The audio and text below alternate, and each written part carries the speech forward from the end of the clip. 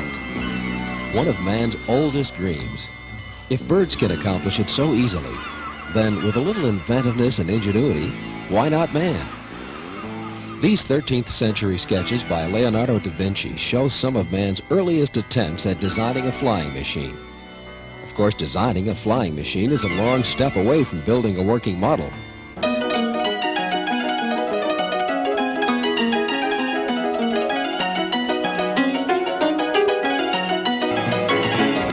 Finally, two American brothers put everything together to create mankind's first successful flying machine.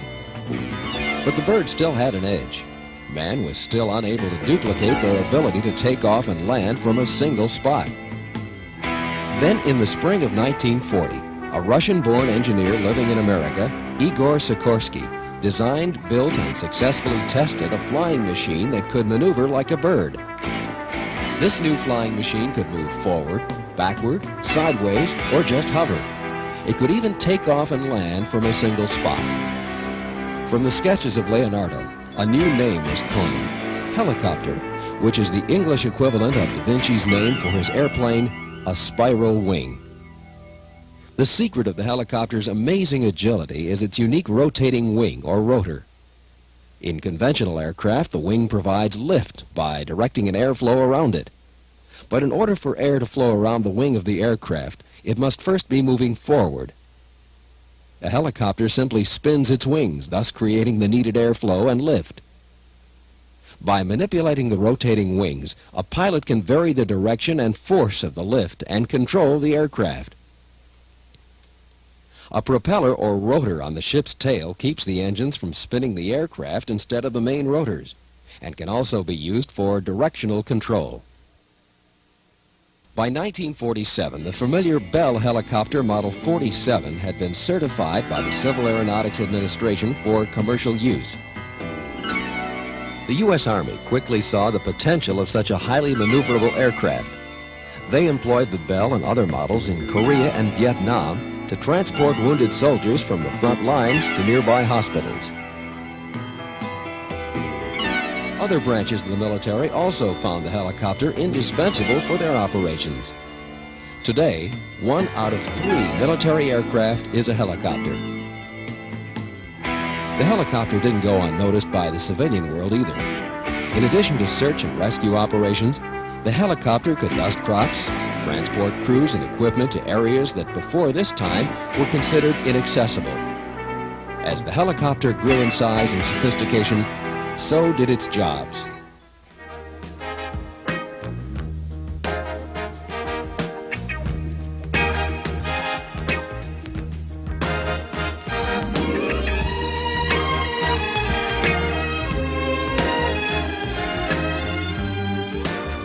Today, commuting to work by helicopter has become a common occurrence for most offshore petroleum personnel. But behind this everyday operation, a lot of hard work and dedicated people are involved. One very involved group is the Federal Aviation Administration. The FAA is responsible for setting and maintaining aircraft safety standards throughout the United States. Helicopters used for offshore transportation must comply with all FAA regulations, including flight procedures, maintenance inspections, design specifications, and safety equipment. In addition, the FAA requires special licensing for commercial pilots and mechanics. The helicopter manufacturers also put a lot of emphasis on safety and dependability. From design, to testing, to quality control and assembly. Most offshore flights are handled by independent helicopter operating companies. So, what is their involvement with safety? We have the daily inspection, which is to ensure the daily airworthiness of the aircraft, in which we look for all obvious defects. All discrepancies noted during this inspection that affect the airworthiness of the aircraft must be corrected prior to any additional flight. We have a monthly calendar inspection that involves a much more in-depth, detailed inspection involving removal of inspection panels to ensure airworthiness of the aircraft. And finally, then we have on a 12-month interval a very detailed teardown of the airframe, again to ensure its airworthiness. The purpose of all of this is to ensure a safe operation. That's the bottom line. The oil company and drilling contractors also have their concerns. Safety and production, we as a producing company, our top priority to go hand in hand. We go to extreme means to try to keep our people safe. The very first thing that we do with this candidate is to give him an orientation of what is expected of him offshore, safety regulations, helicopter travel back and forth, boat travel back and forth, what is involved in it, how to get on the helicopter, how to get off the helicopter. They sometimes ask questions about how it feels to ride in a helicopter. We try to make them as at ease as possible. We do not want our employees to get hurt in any way. Yep, plenty of people are very concerned about your safety. But there still are a few things you need to know about and do. First of all, helicopters are relatively small compared to other commercial aircraft, so payload weight is more critical. Therefore, the pre-flight weigh-in is very important. Report your weight and baggage weight along with your name, company, and destination to the dispatcher. You'll find the waiting area not only the most comfortable place to relax in before the flight, but you'll also be out of harm's way. For smokers, this will also be the last time to light up until after the helicopter is airborne. Speaking of airborne, since most of the flight is over water, all passengers are required to wear flotation devices like these Mae Wests throughout the flight. The Mae West jacket is easy to put on and comfortable to wear since it only inflates when needed. CO2 cartridges are used to inflate the vest, so check to be sure they're there. Inspect the vest for rips or tears, then adjust the straps for a comfortable but secure fit. In an emergency, the vest can be inflated by pulling one of two red tabs. Pull the second tab if the first fails, or to further inflate the jacket. Inflation can be adjusted manually by using a small tube located near the neck. Always exercise caution when approaching the aircraft. First, move toward the front where the pilot can see you clearly, but don't move onto the blades until he gives his okay.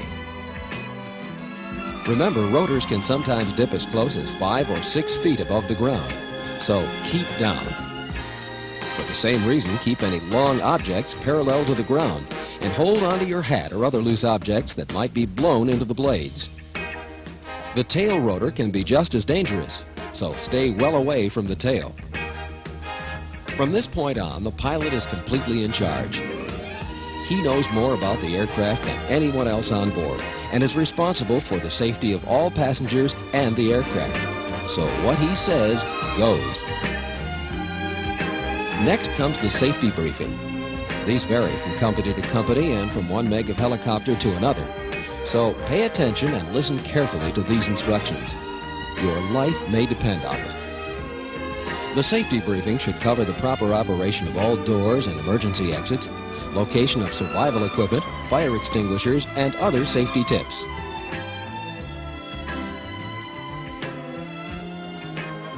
While the pilot starts the engines, check to see that your seatbelt is securely fastened and put on any hearing protection that is provided. From takeoff to landing, the pilot will be a very busy man.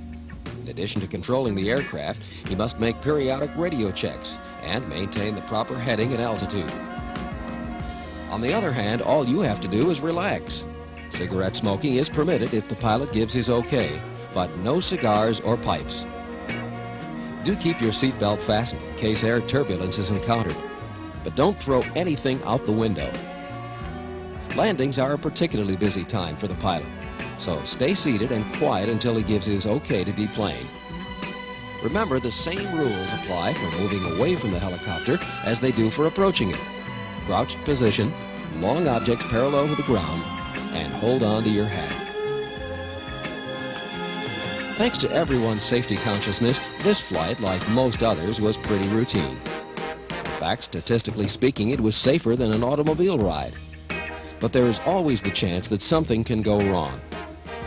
Contrary to popular belief, a helicopter won't drop like a rock when disabling engine or instrument troubles develop.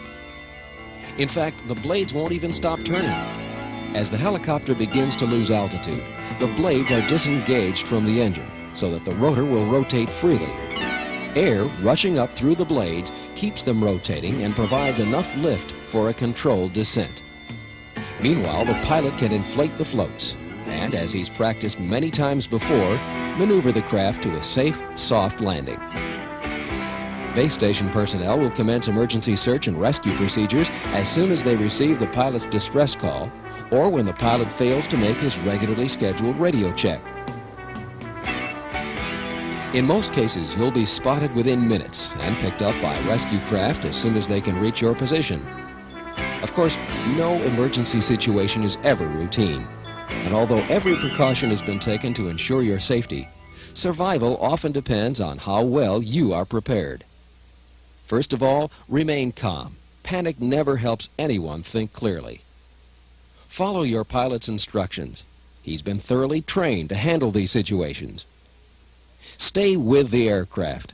It'll float even in rough to heavy seas and is the safest place to await help. Know how to operate all emergency exits and doors, but don't do so until instructed to do so by the pilot. Be prepared to inflate your life vest once outside the aircraft. Know how to operate the life raft. It's well equipped for survival at sea. And although your first concern is always your own well-being, be prepared to render aid to others in your party. Like any machine, the helicopter is only as safe as its design and operation. The agencies, operators, manufacturers, and contractors that make up the Helicopter Safety Advisory Conference will continue to do their part in seeing that the helicopters you fly in are designed and operated with the utmost safety in mind, and hopes that you'll follow the safety tips presented in this program so that together we can make each and every helicopter flight an enjoyable experience.